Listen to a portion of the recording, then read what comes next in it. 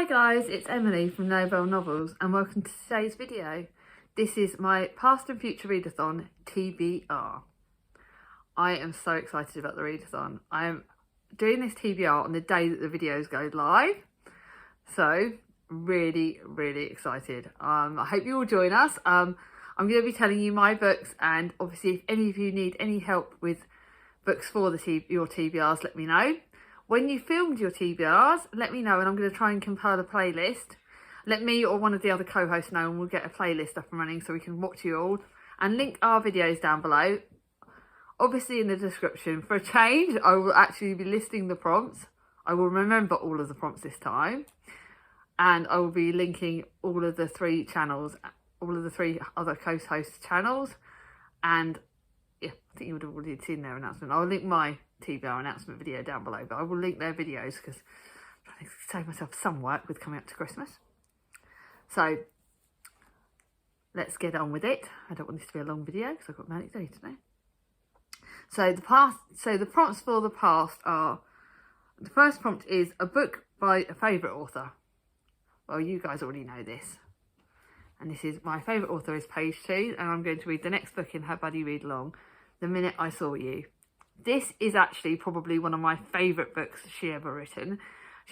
I've got, I think her latest one before that she published about a year ago is still my favourite. And then I've got Johnny Be Good, and then this.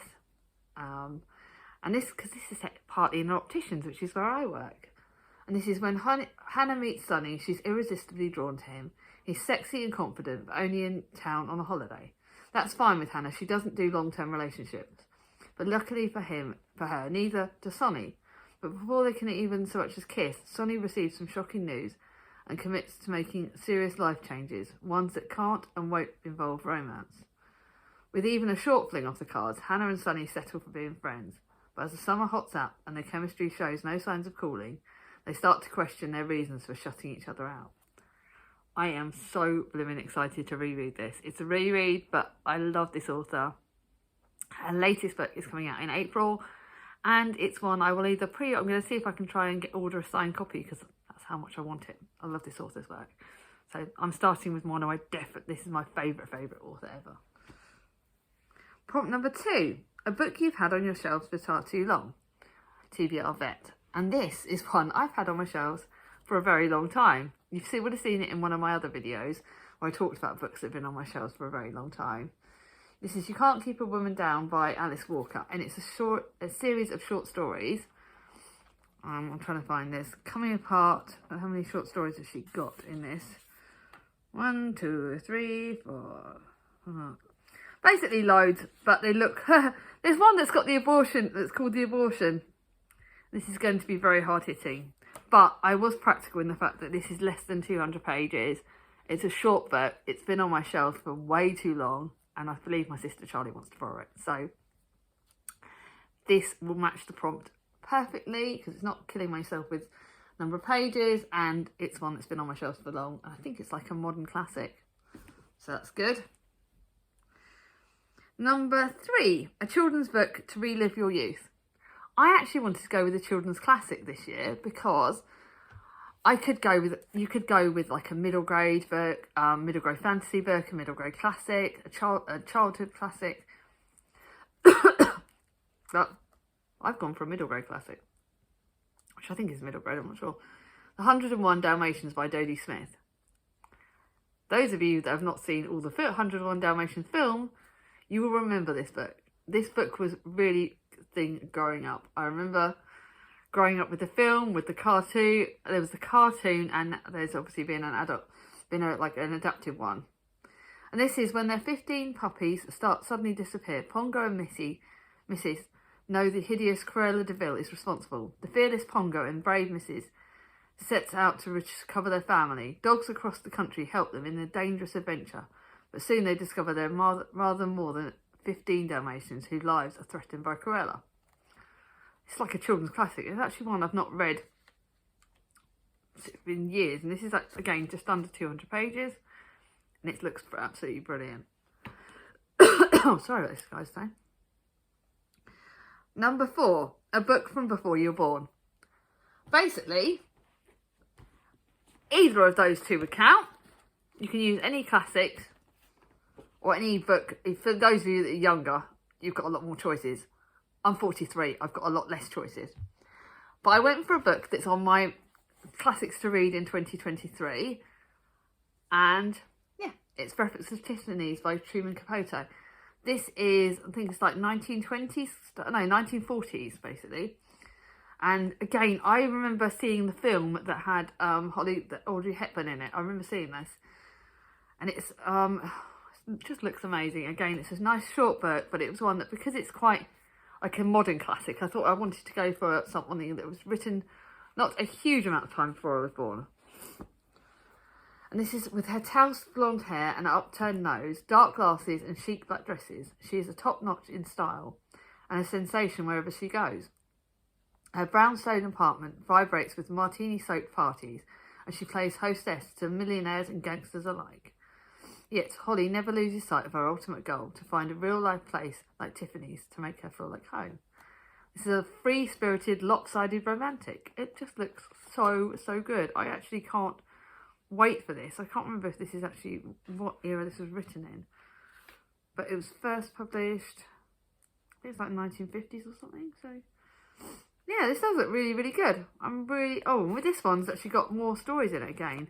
It's got Breakfast at Tiffany's, House of Flowers, A Diamond Guitar, and A Christmas Memory. So more short stories. What am I doing to myself? Now for the future prompts. The first one had me slightly stumped, but I did go with a reread. But it doesn't count on my unread TBR because originally I read it from my sister's book, Charlie Brooke Reads books. But I thought I would reread. The prompt is a book set in the future. This is really hard. You can have it as apocalyptic. You can have it as like there's modern classics. I think there's some modern classics that are around that would fit that. I think there's like Jules Verne. There's some modern classics that would fit that. You've also got a book that I recently bought, which is absolutely Cloud Cuckoo Land. That would count because that's got a future setting. But for those of you that like fantasy, Cinder and the Lunar Chronicles would totally count. And I liked Cinder. I did love Scarlet more, but I would like to revisit the series. So I'm going to read Cinder. It's a gifted mechanic in New Beijing. Cinder is a gifted mechanic in New Beijing, also a cyborg. She's reviled by her stepmother and blamed for her stepsister's sudden illness. When her life becomes entwined with the handsome Prince Kai's, she finds herself at the centre of a violent struggle between desires of an evil queen and a dangerous temptation. I loved this the first time around. I cannot wait to reread it. And it matches the prompts perfectly. Next to the prompt that I missed out when I did the verbal bit of the video, a book you're looking forward to. This is a slightly new release. It came out this year, but I bought it full price, and it's because it's got sprayed edges. This is Love on the Brain by Ali Hazelwood. I absolutely loved The Love Hypothesis. So I paid full price for a book, which I never do.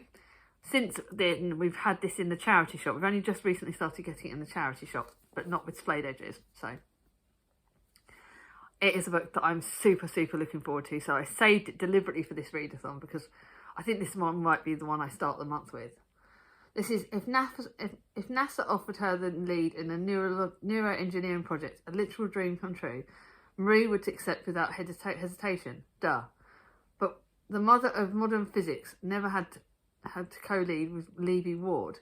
Sure, Levy is attractive in a tall, dark and piercing eye kind of way, but Levy has made his feelings towards B very clear in grad school. Arch enemies work best employed in their own galaxies far, far away.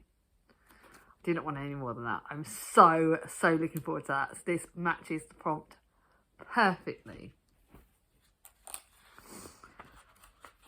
Next one, a book with a protagonist older than you. Again, this matches anyone. I'm an oldie, so I've gone for a very old protagonist. I will say, obviously, Charlie and Charles Heathcote are doing the readathon of Our Doris books, so Our Doris would match perfectly for that. But I'm going with a book. I'm also reading Outdoors, so I've got another book that would match it. But I thought I would do a different book on my TBR. And that is The 100 Years of Lenny and Margot. And we've got, in this is like, I think it's like a YA kind of book. It's about a 17-year-old Lenny knows only too well life is short. Living in hospital, she's about to discover that what you do with your life counts. But it's not only what you do with your life that counts, but who you share it with. Lenny joins an art class where she bumps into fellow patient Margot, a redhead, a able-hearted 83-year-old. She's the older protagonist. Their bond is instant, and soon they realise that together they have lived an astonishingly 100 years. To celebrate, they paint their stories of growing old and staying young, of giving joy and receiving kindness, of losing and finding the person who is everything. This looks amazing. Again, I found it in my charity shop. It was a book that I screened because it was on my Amazon wish list, and it's one I'm super, super excited about. And then, lastly, a feel-good book to set the tone for the new year. I don't think any of these are historical fiction, which is so not like me at all, but hey-ho, I'm going with a contemporary because I thought I would go with a contemporary, which is another new release that was out this year that I found in a charity shop. And it sets the tone for the year completely because it's the contemporary, it's about an impulse purchase. Don't I do a lot of those with books? Sometimes you have to let your heart rule your head. Sherry, Maggie and Rose are the mother, daughter and granddaughter, each with their own hopes, dreams and even sorrows. They have always been close, so when Sherry buys a gorgeous run-down pub in the village she grew up in, it soon becomes a family affair. 3 generations! I love books with that! Love books with 3 generations. All 3 women uproot themselves and move to Rushbrook, deep in the heart of Somerset, to take over the Swan and restore it to its former glory. Sherry is at the helm, Maggie is in charge of the kitchen, and Rose tends to the picturesque garden that lives down to the river. Before long, the locals are delighted to find the beating heart of the village is back, bringing all kinds of surprises through the door. This is the perfect way to start the year, and I am so excited by it. I'm excited by all these books. I think I'm so happy with the books I picked for the TBR. They match my moods. Yes, none of them are historical fiction, although kind of. Yeah, they just look really good. I'm really happy with them. So, let me know down below. Let me know in the comments down below if you're going to do a TBR for the readathon. Let me know down below. If you're not going to do a TBR like on your channel, but you're going to be joining us on Instagram, tag all of us hosts on Instagram. We will definitely be commenting on there. We'll be doing our reading sprints. We've got so many exciting things down below. And let me know, what books are you excited about to read for the readathon? Are you joining in? I would love to hear in the comments down below. If you like this video, give it a thumbs up. If you're new to my channel and not subscribed yet, ring on my ding-a-ling. And I'll see you all soon. Bye-bye.